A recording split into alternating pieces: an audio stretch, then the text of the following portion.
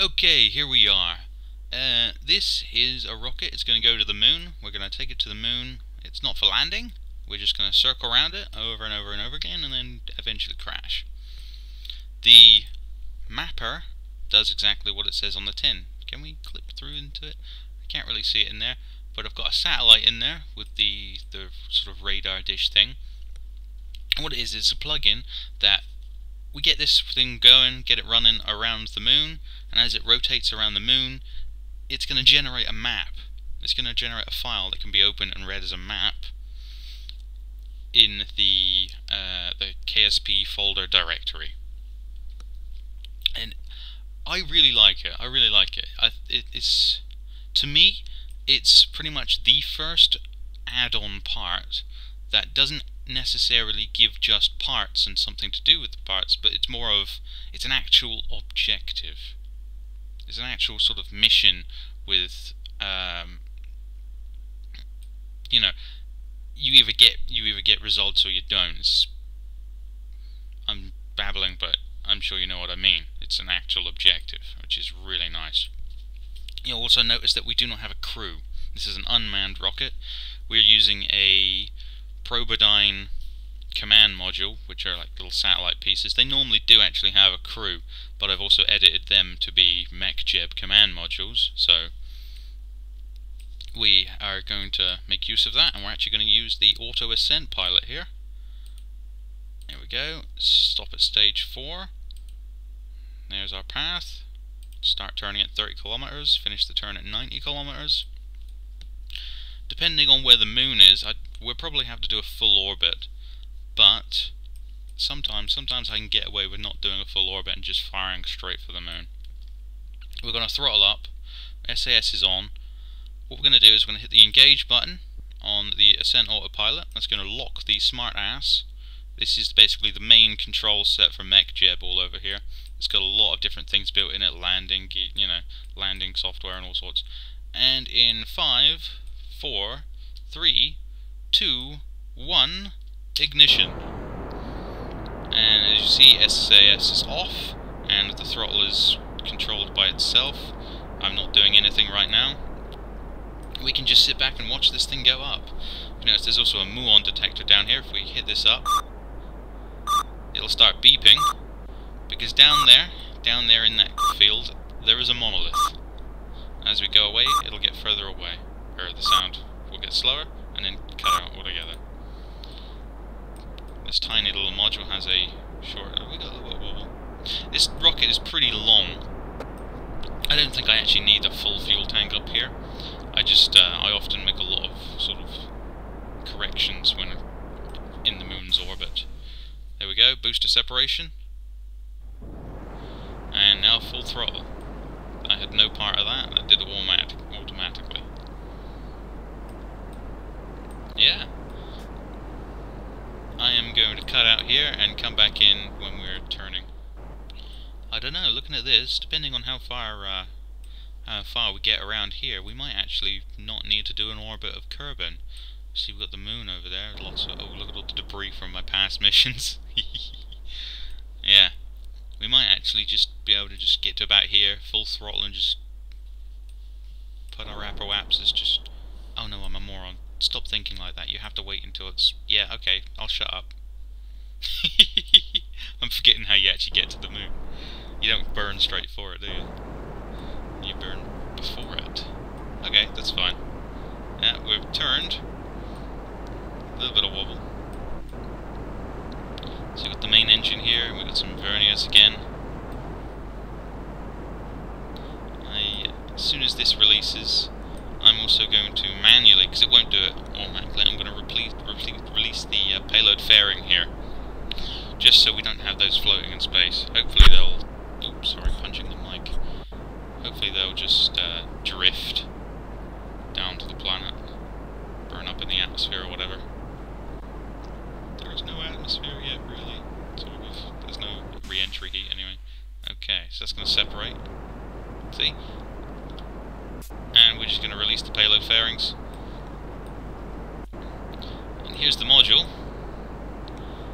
We've got a ring of RCS tanks here, a large SES module, the main body there, some solar panels, just to give it some details. A little module on the side there is it's like a short-range muon detector for finding monoliths, but of course the main article is this huge dish on the front. Okay, how are we doing? See, nearly there. This is going to put us in a 100-kilometer orbit. It's usually pretty accurate. Let's take a look at our orbital information. It's not done yet. It's coasting to apoapsis to finish off its burn. And it's hit autosave as well.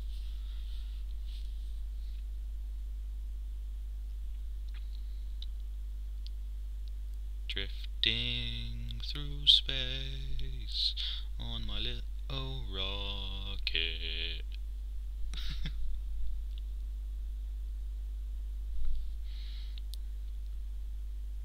We'll get there in a minute. Oh! Now that happens, it doesn't mean there's a monolith out here or anything. It's just when you come out of time warp it gives a beep. It's okay, it's fine. We're turning around. Why are we turning around? You're joking me, right? Really? Huh. Oh, I see. You're just drifting. You're just drifting. Should I turn RCS on and give you a hand? Nah, you'll be fine. I don't want to over stress you. Come on. Get our ass round. There we go. Now, the Ascent autopilot is not always, you know, it's not literally like a cheap part to get up here. You do have to kind of work out, you know, what fuel you need, because, you know, it doesn't realise and all that. We've got enough fuel here. That's for the moon. If we take a look, what have we got? 121.75. That's pretty crap, actually, but it's fine for us because we only need to get to there and then burn for the moon. So I'm happy with that. Okay.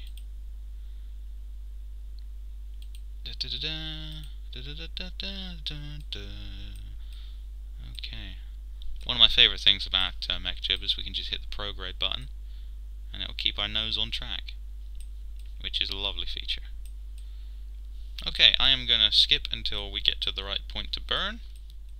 Here we are, the moon is just rising. We're going to let mechjeb put us back on the right course. We've got a lot of drift here to burn off. Oh, come on. You can try harder than that, come on.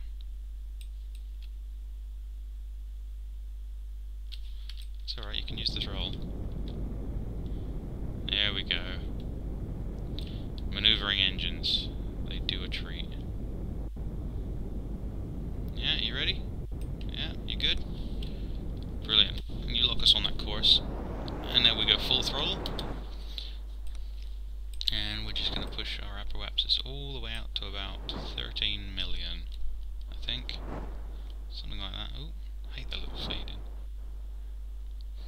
There we go, that's past 500,000. We're doing our Munar transfer burn. Ooh, I can't wait until we've got other planets and you have to work out how to kind of like travel between them. Ooh, lovely. This game always gets me a little excited.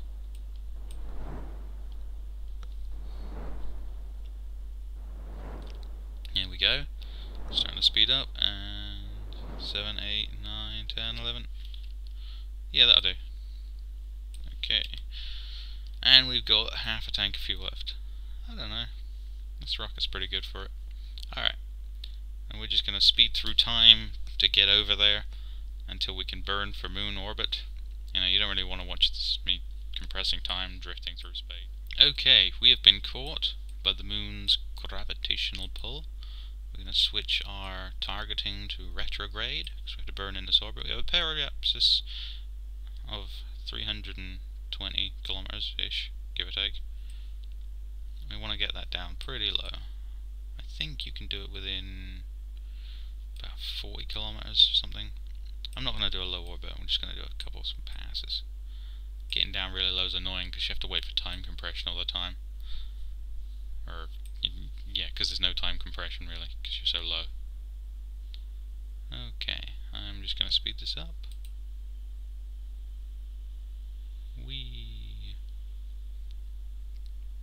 As you can see, there's a couple of modules on the moon already. I have 2 moon houses, moon habitat modules, and a Munar rover, which is about twice the size as a house, or a habitat module. Someone needs to make some seriously small rover parts, just for fun. Come on. Nearly there. And then we're just gonna burn to bring it in. Nearly there. Tick tock, tick tock. Oh, look at all that junk flying around Kerbal.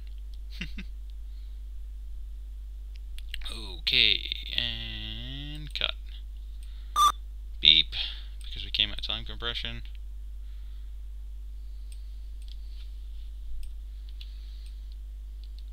Don't really matter if our orbit goes a bit squiffy here either. This is coming in pretty fast. And there. Let's get this down to something like 4.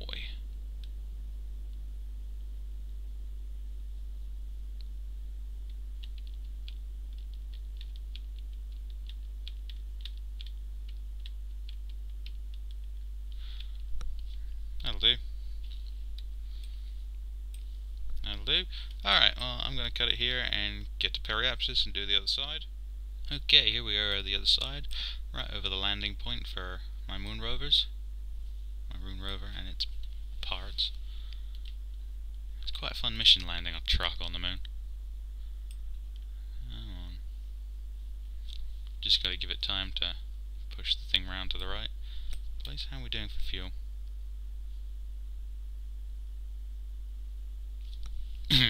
Just under half a tank. We're doing lovely. And we've still got the main engine and the RCS fuel tank. Okay. Where are we coming?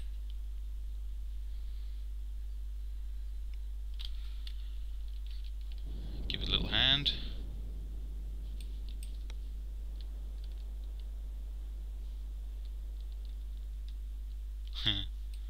There we go. And wait until we get to the... Okay, here we are. What are we up down here? 39. Let's bring this right down. 39, 35. Alright, that'll do. That'll do. Doesn't need to be too good. I'll do more corrections when I've just got a little engine on the module. But the next one, we're going to figure out which one of these buttons does what I want it to do. And I'll be back. Okay, I am here, and I'm about to burn normal plus or pro normal. I'm not quite sure what that's called. But what this will do is this will give our orbit a bit of a weird inclination here. It's taking it off of the 90 degree, and we want this to happen. We want this to be a thing. We're going to put it quite wide actually, because we want to get those poles pretty much close. Let's get it right up there. I think that'll be good for this mission. I'm sort of rotating around the planet doing different... Alright, now what this does is it oh god, apart from lagging me out because of the moon's rendering underneath me, we're gonna detach that because we don't need it. Oh, and we just started spinning. Ah yeah, because I hit prograde. Ha! Alright, well here she is. A little engine on the back. Some little RCS thrusters. Okay, well she's not active yet. Hey, look, it's Kerbal. Goodbye. Thank you for taking us here. Alright, what's going to happen is we don't want to just go around the equator, because what will happen is we'll just map a single thin line. If we do it like this, as we go around it, we'll map a line around it like this, but the moon will also rotate ever so slightly on its way around, and we'll stay in the similar sort of place. So it will kind of do overlapping bands around the planet. It'll take a long ass time, and if I actually become clever and work out how to put a picture in, I shall either do it now or at the end of the video put in a picture of the mapping data. We're not active yet. We've got to, and now we're about to activate. There it is. It's rotating to face the planet, and there's a little flashing light. Okay. I like pushing these buttons. I like doing this as well. Alright. Goodbye module, and it's begun mapping the planet. Or the moon, rather. Yeah, so that's a successful mission. Unfortunately, you can't leave these on rails. You can't leave these on rails. I mean, you can't go do something else. You have to actually leave your computer running with this on. I've done it 3 times so far, I think. Just left it running. You just put it on before you go to bed. It's an interesting surprise in the morning to see what comes up.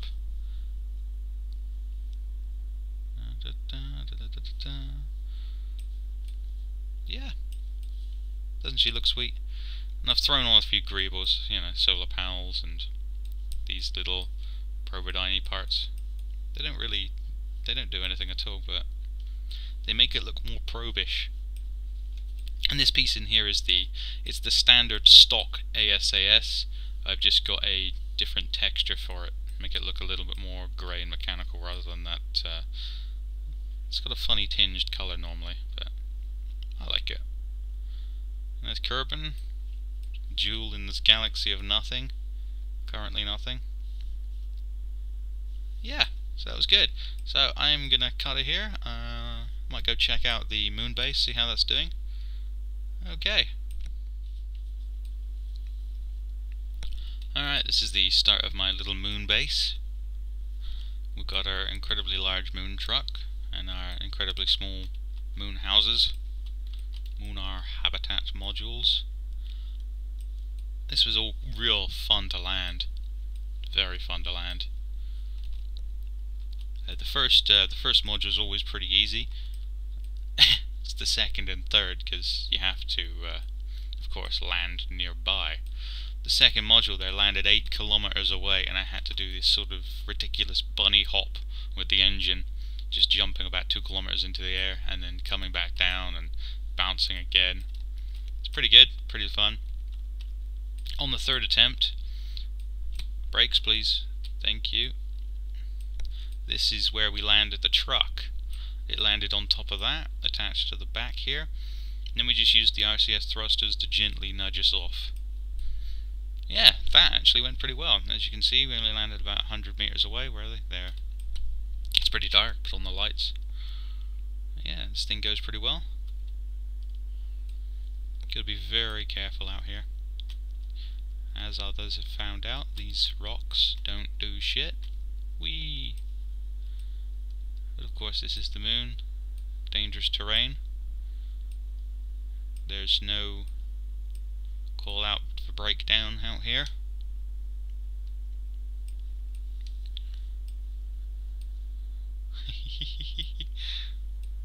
We're actually just going really fast.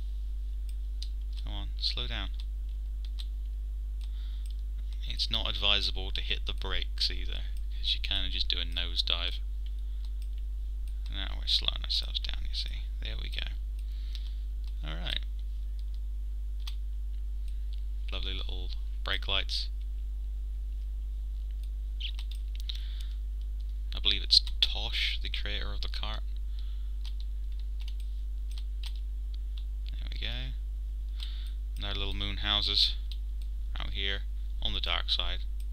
No one's out playing because it's in the, it's the dark side of the moon, of course, so no one's out. Bad weather for it. I kind of just want to run them over. That'd be terrible. That'd be terrible. Give me an excuse to land on them. Ooh, come on, should I? Yeah, let's do it. I wonder if the truck will survive. Have I fired my boosters? I don't. Oh god. No, I hadn't. Just little boosters there. I thought I might need them to separate and lift me out of the way so I didn't come herring down on the landing gear. But, you know, it's alright. Boosh!